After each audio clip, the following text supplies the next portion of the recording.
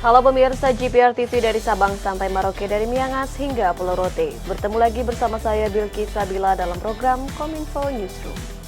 Halo pemirsa GPR TV dari Sabang sampai Merauke.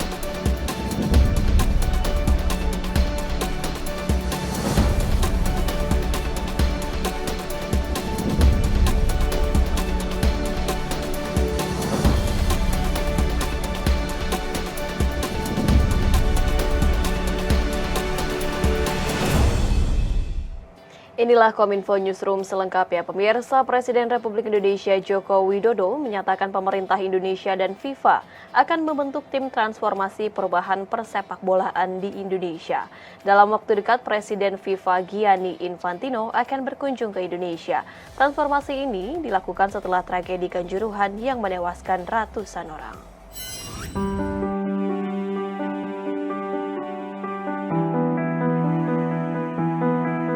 Dalam keterangan persnya usai menerima surat dari FIFA sebagai tindak lanjut pembicaraan Presiden Joko Widodo dengan Presiden FIFA Gianni Infantino pada 3 Oktober 2022 lalu, terdapat salah satu poin yang berisi tentang pemerintah Indonesia bersama-sama dengan FIFA akan membentuk tim transformasi sepak bola Indonesia.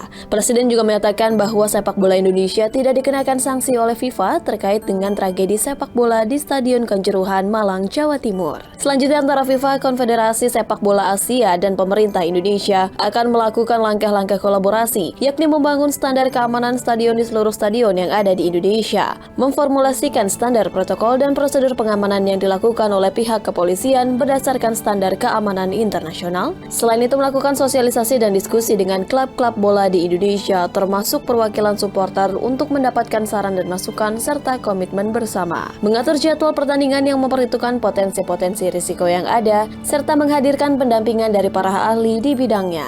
Presiden Jokowi juga menyebutkan Presiden FIFA Gianni Infantino juga akan berkunjung ke Indonesia dalam waktu dekat.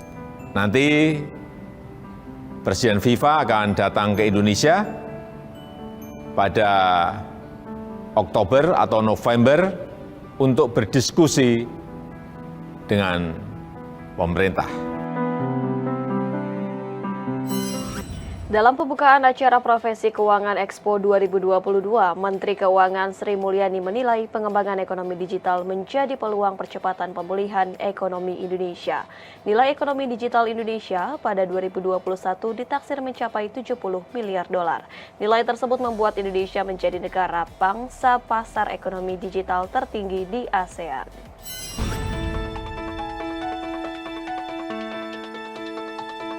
Menteri Keuangan Sri Mulyani Indrawati mengatakan ekonomi digital merupakan salah satu pendorong pertumbuhan ekonomi Indonesia yang saat ini telah berkembang sangat pesat.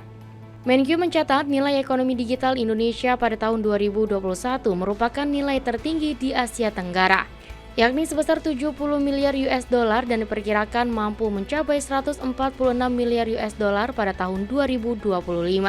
Selain itu, 40% pangsa pasar ekonomi digital Asia Tenggara ada di Indonesia. Perkembangan ekonomi digital dan ekonomi berkelanjutan merupakan suatu hal yang harus disambut dengan tangan terbuka dan diharapkan dapat meningkatkan perekonomian secara menyeluruh. Kementerian Keuangan memiliki target agar Indonesia dapat menjadi negara high income di tahun 2045. Salah satu upaya mewujudkan hal tersebut, pemerintah bersama DPR Republik Indonesia menyusun rancangan undang-undang terkait pengembangan dan penguatan sektor keuangan. Saya titipkan beberapa pesan untuk menjadi pedoman agar Anda semuanya menjadi pelaku-pelaku ekonomi yang memberikan manfaat dan nilai tambah bagi Indonesia. Pertama, sebagai profesional di bidang keuangan yang berubah sangat banyak, maka Anda perlu untuk terus membekali diri dengan pengetahuan dan ilmu yang terus berubah, terutama akibat perubahan di sektor keuangan sendiri, teknologi digital, maupun berbagai tantangan baru seperti climate change. Tentunya Anda perlu melakukan investasi.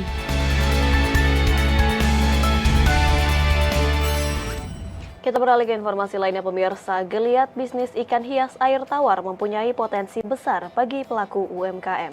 Kementerian Kelautan dan Perikanan bersama dengan perusahaan startup marketplace Kalikan.id menggelar ajang pemasaran jual beli ikan hias air tawar bertemakan Kalikan Expo 2022. Industri ikan hias di dalam negeri dinilai sangat menjanjikan untuk dikembangkan menjadi ekonomi kerakyatan dan mampu menyerap tenaga kerja hingga berpotensi diekspor. Kalikan, sebuah startup digital besutan Dian Rahmawan mengatakan pemulihan pandemi menawarkan kesempatan peningkatan daya saing bagi UMKM, yakni dengan belajar bagaimana cara mengadopsi teknologi digital dan e-commerce. Dalam segi pasar domestik, Indonesia memiliki pasar yang besar untuk perdagangan ikan hias. Dengan keunggulan demografi yang dimiliki pangsa pasar yang besar, Indonesia berpeluang menjadi produsen ikan hias terbesar di dunia. Untuk memperkenalkan Kalikan sebagai pusat keunggulan ikan hias air tawar Indonesia, pameran ini diadakan tanggal 14 sampai dengan 16 Oktober 2022 selama 3 hari penuh bertajuk Kalikan Expo 2022. Dari concern seluruh UMKM sebenarnya. UMKM ini penyumbang 60% PDB kita. Kemudian UMKM katanya menyerap 97% lapangan kerja. Sekitar 120 juta lapangan kerja diberikan oleh UMKM, dihasilkan oleh UMKM. Kemudian namun dengan angka-angka yang besar itu kita masih ingin meningkatkan. Kami juga sudah bekerja sama BUMN Logistik, Posindo. Kita juga kasih brand name Kalikan Live Transport, artinya mentransport ikan hidup. Kami akan standarisasi sama Posindo, cara penanganannya, karantinanya, packaging, terutama yang lewat udara, karena ekspor pasti lewat udara. Kemudian setelah itu kami otomatis memberikan setelah diterima ikannya, maka UMKM bisa langsung melihat, mengkontrol uang yang masuk, dan kapanpun anytime dia bisa withdraw, bisa mengambil dari akunnya. Jadi masing-masing toko nanti punya akun.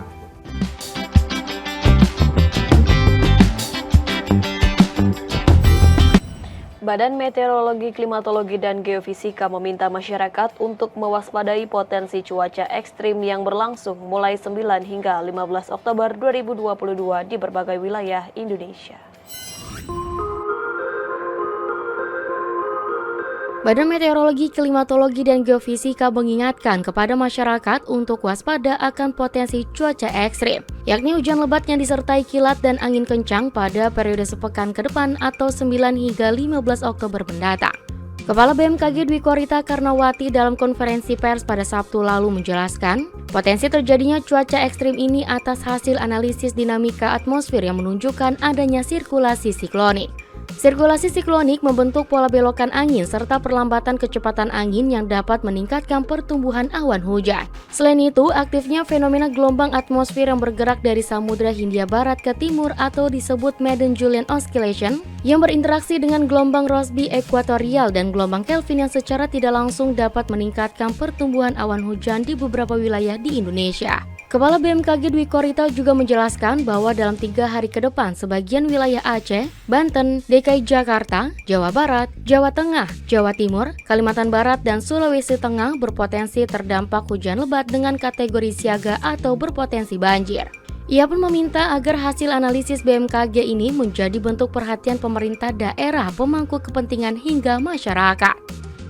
Kami mengeluarkan informasi yang lebih rinci hingga level kecamatannya. Kecamatan mana saja yang akan terdampak itu tidak kami bacakan di sini ya karena terlalu banyak. Silakan untuk dibuka di laman signature BMKG Go.id. Jadi kecamatan mana saja yang akan terdampak dalam 3 hari ini, mohon untuk menjadi kesiapsiagaan. Jadi levelnya lebih tinggi dari yang sepekan ke depan. Pemirsa, usai jeda kami akan kembali dengan beragam informasi lainnya. Tetaplah bersama kami.